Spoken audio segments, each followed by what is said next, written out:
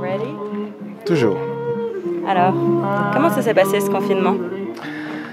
Ah, le confinement, c'était compliqué. Je pense que comme pour tous les artistes, on avait pensé écrire des spectacles, en profiter pour écrire des romans, être à jour au niveau de nos mails et tout. Et puis finalement, je crois que comme tous les artistes, j'ai passé 2 mois à pleurer. On fait de l'art surtout pour se cacher de nous-mêmes, pour fuir. On vit nos vies sur des aires d'autoroute. Moi, mon père, c'est Sodebo. Ma mère, c'est Station Total. Et c'est vrai qu'on est toujours sur la route, toujours en train de jouer, de se cacher dans des hôtels, dans des loges, en train de créer, de construire. Je pense que c'est aussi pour se cacher de nous-mêmes et fuir quelque chose. Donc, quand on nous impose de rester à la maison pendant 2-3 mois, ce qu'on n'a pas fait depuis 25 ans, on retrouve tous nos problèmes, tous nos soucis. Par exemple, toutes nos ex peuvent nous contacter, parce qu'avant on dit je suis en train de conduire, je suis dans un camion, je suis en plein montage, on peut tenir comme ça pendant des années, puis alors là, moi je me suis fait choper voilà, par toutes mes ex, j'ai même dû revoir mes parents, j'avais oublié leur prénom, enfin c'était l'horreur. Il se trouvait que je me suis rendu compte que j'avais des enfants, parce que du coup j'ai pu écouter mon répondeur, et en fait j'avais des gosses, enfin voilà. Ça a été très très compliqué pour nous, notamment parce qu'en fait on doit sans cesse être en mouvement, sinon on tombe en dépression. Parce qu'on est des gens extrêmement sensibles, fragiles et profonds. Donc on doit toujours être en action pour jamais se retrouver face à l'infini des possibles, ce qui nous fout le vertige, parce que tu imagines tout ce qu'on ne fait pas, tout ce qu'on pourrait faire, tout ce qu'on pourrait faire de ce monde, tout ce qu'on pourrait changer, tout ce qu'on ne fait pas, par lâcheté, par faiblesse et tout ça. Donc pendant le confinement, on est face à toutes ces choses-là auxquelles on a renoncé, auxquelles on a dit non. Et très difficile. Par contre, pour tout ce qui est argent, précarité, il n'y a pas de souci, on est habitué à ne pas avoir d'argent. Je pense que 99% des artistes sont extrêmement pauvres. Donc déjà, ça nous permet de vivre dans un réseau de solidarité, cette pauvreté. Ça entretient les rapports humains, ça entretient une certaine richesse relationnelle. Et en plus, on fait quelque chose d'extrêmement important. Il y a 4 choses importantes dans la vie. Il y a l'agriculture, la médecine, l'éducation et l'art. Tout le reste ne sert absolument à rien, pollue, est extrêmement destructeur pour l'humanité, pour la nature.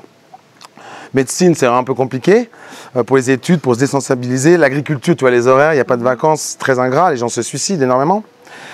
L'éducation, on a tous été assistants sociaux, on a tous été instituteurs. Et puis le spectacle, c'est le jeu des adultes. C'est créer du merveilleux, créer un univers salvateur qui justifie la vie. Avant, il y avait les religions, les idéologies, les grands récits. Maintenant, il n'y a plus rien. Il n'y a plus qu'à aller sodomiser dans les ruines de Sarajevo. Donc sans l'art, je pense qu'on se suicide tous. Donc l'art, c'est vraiment ce dernier possible. Tu sais, sur une scène, on peut fumer, on peut se mettre à poil, on peut faire l'amour, on peut dire des trucs racistes. Si je me décale de 3 mètres à droite ou 3 mètres à gauche, je vais en prison ou je vais au commissariat. Premièrement, il n'y a pas de policiers dans les salles de spectacle. Il n'y a pas de policiers qui viennent voir les spectacles. Donc c'est le seul endroit où on peut faire exactement ce qu'on veut. Une scène, c'est un espace où tu peux construire un rêve avec les moyens. Tu veux vivre tes grands rêves. Tu as un rêve un peu cher. Tu fais semblant que c'est un spectacle, tu le déguises en spectacle, tu prends de l'argent public et tu réalises ton rêve. Alors tu dois le réaliser devant des centaines de gens parce que c'est le jeu de l'argent public. Mais la scène, l'art, c'est le seul endroit où tu peux réaliser des rêves. Mais tes grands rêves, sans contrainte budgétaire, sans contrainte morale, sans contrainte d'espace, de temps. Et donc, c'est quelque chose de très important. Et surtout, le plus important, c'est qu'en fait, plus on mange et plus on mange, et donc on est obligé de jamais s'arrêter. Et puis c'est une mission, une vraie mission, j'ai envie de dire divine, non. C'est-à-dire que nous, on ne fait pas du divertissement, on n'est pas là pour animer les foules, nous on est là pour sauver des vies. C'est un peu prétentieux, effectivement, mais on fait ça tous pour ça. C'est pour vraiment sauver des gens de l'aigritude, du marasme, de la morosité, du conformisme. Essayer de montrer que tous les rêves sont réalisables. Et c'est qu'une question de courage, une question de motivation, une question de le savoir. Il n'y a pas de vérité absolue, il n'y a que des croyances et des désirs. Il faut mêler ça, il faut créer un monde suffisamment crédible pour créer cette croyance du possible et aller explorer cet infini des possibles qui est énorme. Et on n'a rien exploré du tout. On ne fait que culpabiliser, on ne fait que se sentir mal, on ne fait que avoir envie de se mettre en boule dans le noir et pleurer. Il y a un moment, il faut y aller, il faut y foutre, comme on dit. Moi, j'ai un moyen de vivre avec mes potes et tout le temps avec les copains, évidemment. Rester enfant le plus tard possible, ne jamais rentrer dans ce monde adulte. Et puis, il y a une grosse période de désenchantement de 8 à 12 ans où 90% de tout ce qui est merveilleux, on se rend compte que c'est pas possible. On ne pourra pas parler aux animaux comme dans Blanche-Neige. On ne pourra pas voler dans les nuages. Alors on doit se réenchanter toute la vie. Et nous, on est là pour réenchanter les gens, pour se dire si c'est possible, tu vas aller faire l'amour dans l'espace, eh ben tu fais des études d'astronaute, tu vas faire l'amour dans l'espace, tu veux vivre, tu veux être un bébé chat, transforme-toi en bébé chat. Voilà. Attends, on va sonner chez le passeur Paradise, c'est la personne qui nous permet de rentrer dans l'inconscient. Je ne sais pas s'il est là, c'est possible qu'il soit allé en forêt pour sauver tous les animaux.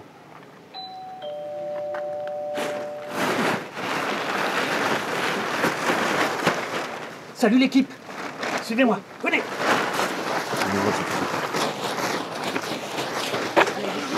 Viens. Quoi?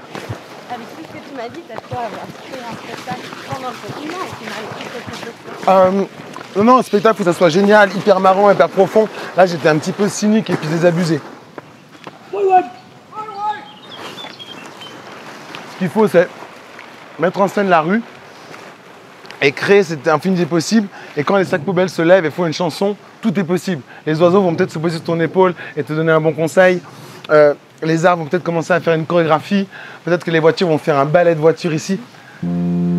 Ouvrir...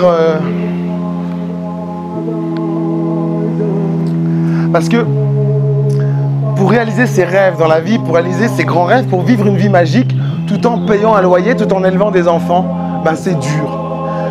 C'est un petit peu comme faire du marteau-piqueur pendant un tremblement de terre, tu vois. Il faut se désynchroniser, sinon on travaille pour rien. Eh ben c'est ce qu'on fait avec ces gars. On désynchronise le public et on réalise une expérience unique sur la base de 3 étapes. Premièrement, détruire le mur du conscient en demandant de choisir entre nos désirs et nos croyances.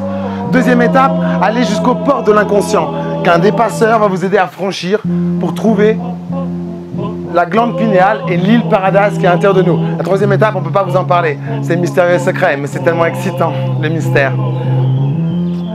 L'idée, c'est que nous, on travaille sur l'inconscient. Alors, qu'est-ce que c'est l'inconscient? Est-ce que c'est racine carrée de Françoise Dolto divisée par Freud qui aura des relations incestueuses avec des mythes grecs?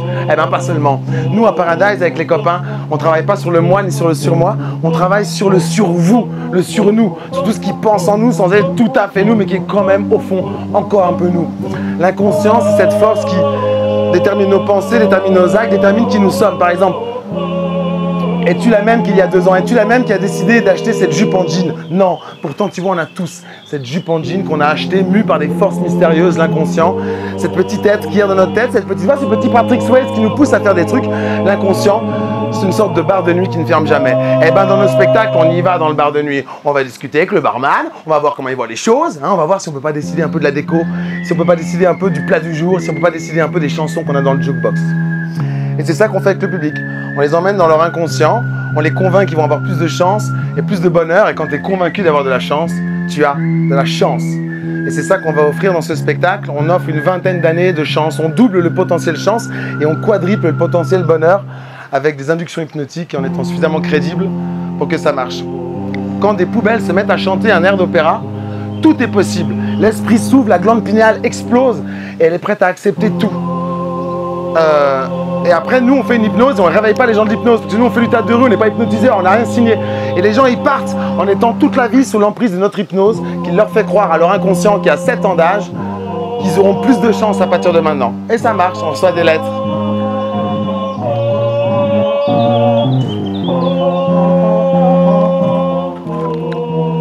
C'est pas une poubelle, c'est un amplificateur avec des tables de mixage et tout ça. C'est très pratique.